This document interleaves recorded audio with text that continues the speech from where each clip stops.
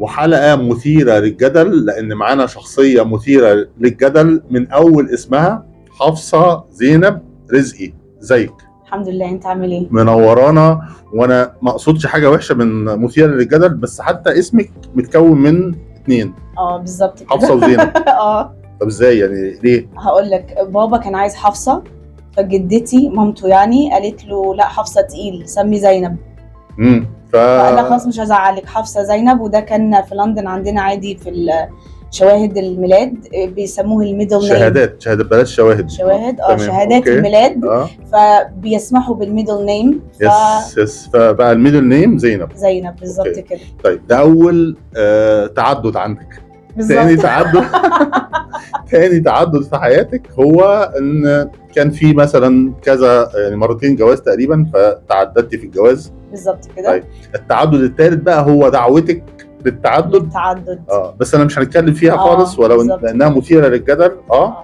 بس انا عاوز اخد من حفصة زينب رزقي تجربتها الحياتيه اللي في سنين بسيطه حققت حاجات حلوه قوي في حياتها. بابا ربانا على القيم ان ربنا رقم 1، وما كانش عندنا قوي الخوف من ان احنا نفقد الجانب المادي. بابا ما ربناش على الجانب المادي قوي. ما ربناش على مطمنين او في امان، يعني في بالظبط في امان. احنا اي بلد بنسافر، احنا هاجرنا كتير، رحنا تنقلنا كتير في حياتنا من بيت لبيت لبيت. وحتى النقله الكبيره اللي احنا عملناها من لندن للقاهره واحنا صغيرين، وانا عندي 12 سنه، كان في حاله امان. يعني احنا في اي وقت في بيت، في اي وقت في مصروف. حلو قوي المعلومه دي، او حلو قوي الاحساس البيت ده مهم قوي. بالظبط. فكان في شعور بالامان، بس في نفس الوقت كان في ليميتيشن، يعني كان في حدود معينه. طب انا ليه افضل في المستوى ده؟ ايه اللي يخليني ان انا اطلع مستوى اعلى منه؟ وكان حتى في مصر بالظبط لما نزلتوا مصر برضو كان نفس الاحساس. انا بتكلم من الناحيه الماديه. طبعا. يعني الحمد لله مرتاحين وحقوقنا تمام، بس فين بقى اللي بعد كده؟ فين بقى ان انا يكون عندي رزق، يكون عندي دخل كبير غير عن السائد اللي احنا بنعرفه؟ ليه اقبل بمينيمم ويج مثلا؟ دي حاجه مينيمم ويج اللي هو حد ادنى من الاجور. بالظبط. حاجه تعيشني حلو او كويس، صح كده؟ ما هو انا بقى لما بدات اسال ليه انا افضل في الدخل القليل اللي هو حوالي 3/4 وبيروح في الايجار. ويا دوب عايش على قدي. طب ايه اللي بعد كده؟ طب ما احنا اتربينا على ان ربنا بيرزق، ربنا رزاق، ربنا كذا، في اطمئنان. طب ليه؟ طب ايه الحاجه اللي انا ناقصه عندي، او مهاره عندي، مش في نقص فيا كشخص، بس ايه المهاره اللي ناقصه عندي لازم انميها عشان انا اكون زي الناس التانية اللي هي واللي عندها رساله في الحياه بتقدمها. دي نقطه مهمه، حته ان انا ما ابصش للي عند الناس، ابص للي عندي. دي نقطه مهمه وفي رساله. يعني انا في الاول في الاخر جاي مش عشان الم فلوس، انما عشان اجيبها صح واصرفها صح.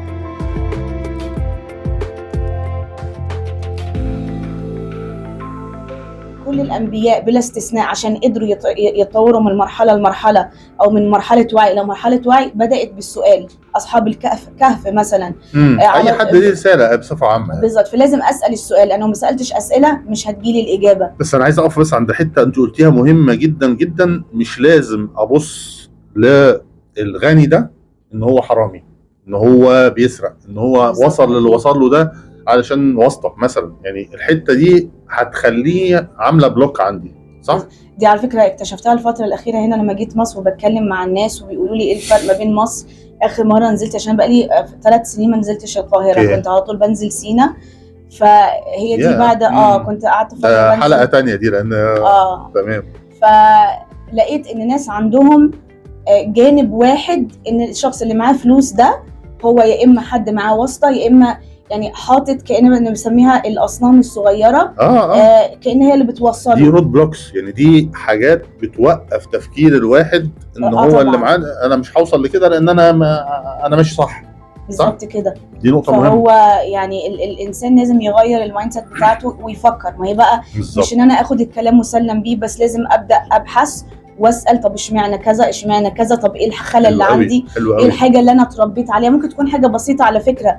ممكن اكون مثلا صوت ماما في عقلي بيقول لي لا لا لا ده كذا، انت فاشل، انت كويس، انت مثلا يعني مثلا فكره ان احنا بنختار ان احنا نحوش يعني تحويش او الفلوس اهم من راحتي مثلا.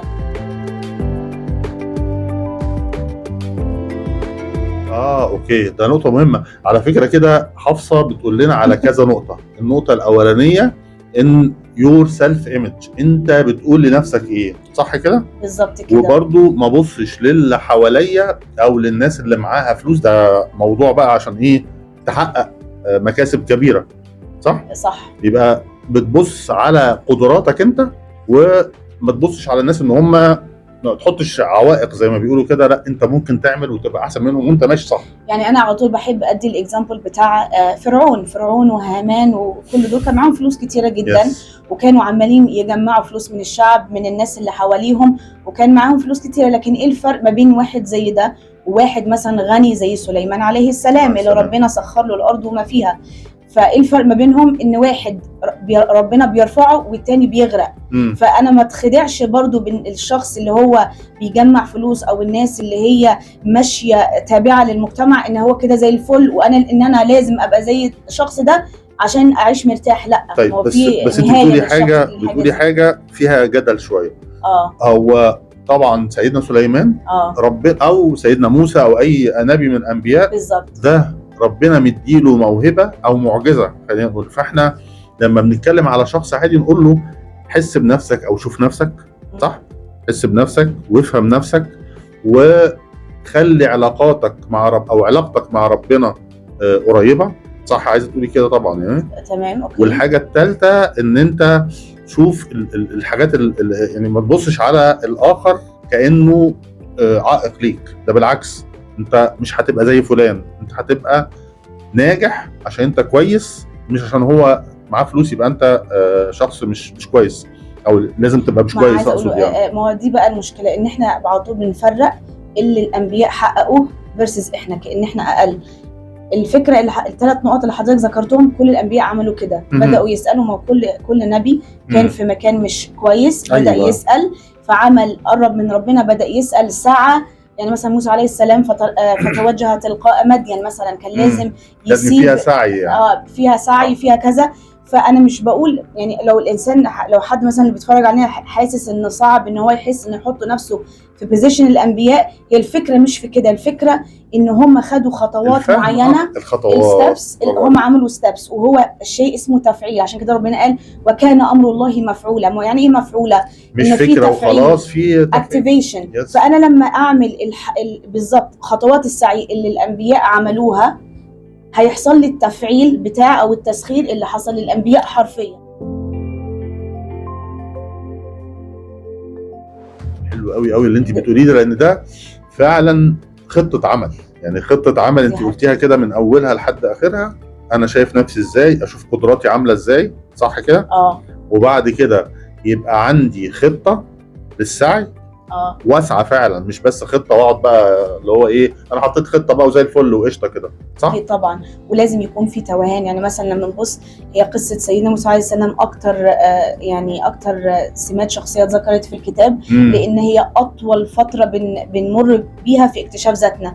ولذلك على طول بتلاقي العيال لما بيوصلوا سن المراهقه، هي بيكون في سن اللي هو وقت ما يكون غلام، او يكون في الوقت ده في ان هو بيكتشف ذاته. عشان كده بتلاقي تصادم مع المجتمع، تصادم معاه مع الاهل، لان هو لسه بيحاول، عاوز يكون جراوندد، عايز يكون هو مع الاهل على الارض صلبه، بس في نفس الوقت عايز يكون ليه ايدنتيتي جديده، فبيحصل كلاش. فعشان كده احنا المفروض نفهم عيالنا لما بتمر بالمرحله دي بالذات، عشان نسمح لهم، نديهم الحريه المطلقه عشان يكتشفوا ذاتهم.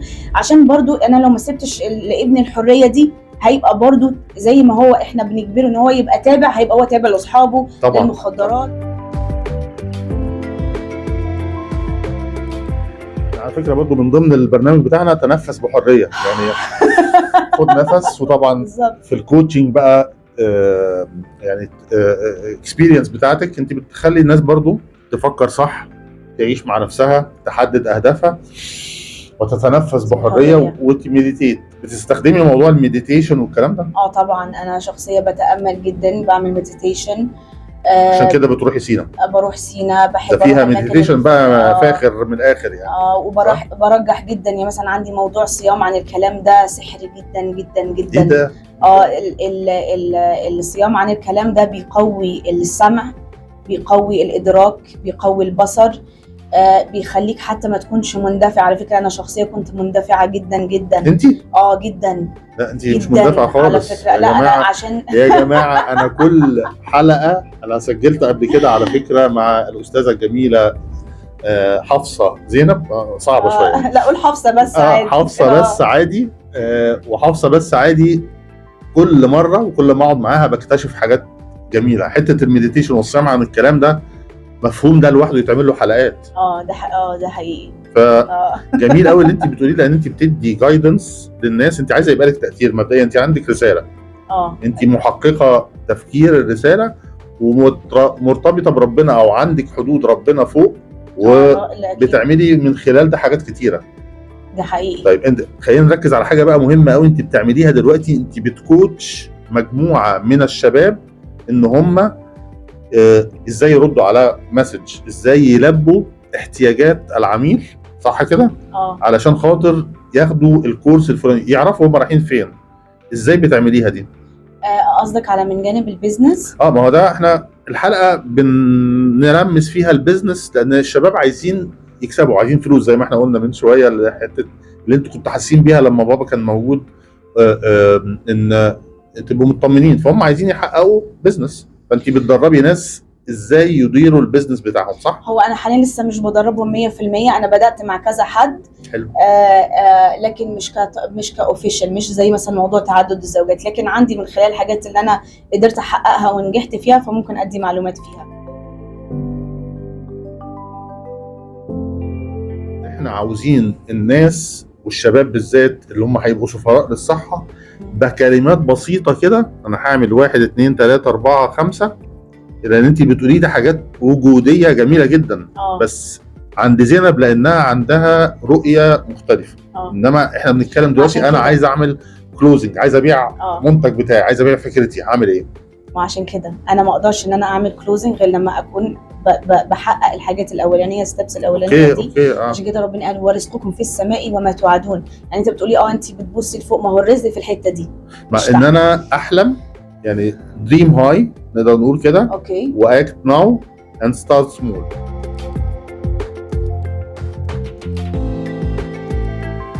اولا المشكله الاقي مشكله انا عندي الحل بتاعها، ناس كتير اكيد عندها نفس المشكله وعايزه تحلها. تمام. ده رقم 1. رقم 2 اخد كورسات في ازاي اتعلم السكيلز مهمه قوي بتاعه الكلوزنج. ازاي ناس كتير بتبقى عايزه تبيع لك المنتج، هي مش فارقه معاها المنتج بتاعك، هي فارق معاها ازاي هتحل لي مشكلتي. بالظبط. هي لازم كده. مشكلتي مش مشكلتك انت كواحد بيبيع.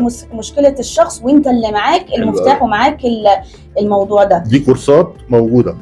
دي كورسات موجوده. في حاجات بتبدا من حاجات رمزيه، لو حد مثلا مش معاه دخل كبير يبدا بالكورسات الصغيره، وبعد كده هو بيعمل زي ما انا قلت وكان امر الله مفعولا. هو بيفعل امر ربنا في السعي وفي التطور وفي طبعا هو السعي هو تدريب برضه طبعا. بينفق مما رزقه الله من مال او وقت وكذا. وبعد كده النقطه اللي بعد كده ان هو يبدا يدور في ايه التولز اللي هتساعدني ان انا اوصل صوتي، يعرف مصادره وحاجاته اللي ممكن يسوق فيها. الوسائل يبقى كورسات ووسائل مختلفه. الاقي عندي مشكله انا لقيت حل ليها، يعني انا عندي مشكله اعرف احلها للناس، وبعد كده اشوف مين اللي هيكون مين اللي ممكن طيب يبقى دلوقتي حفصه زينب الجميله بتجربتها بحياتها بالتفكير المحلق بس الواقعي في نفس الوقت، لانها برج الجوزاء على فكره. فبتفكر وبتقول لكم فكروا صح، فكروا انتوا عندكم ايه، ما تبصوش للغير عنده ايه. ممكن تاخد فكره ان انت فوق الان ده عايز توصل تبقى زيه، بس مش عشان هو حرامي هو وصل. لازم يبقى عندك وعي بنفسك وبذاتك، تستخدم كورسات، تستخدم انشطه، تسعى زي ما قالت اكتر من مره. وبكده نقفل اول حلقه، واكيد عندنا حلقه مهمه جدا عن حاجه مثيره ومثيره للجدل طبعا، مش مثيره لحاجه تانية، وهنشوفها مع بعض ونسمعها مع بعض ونسجل مع حفصه زينب حلقه مثيره اخرى للجدل.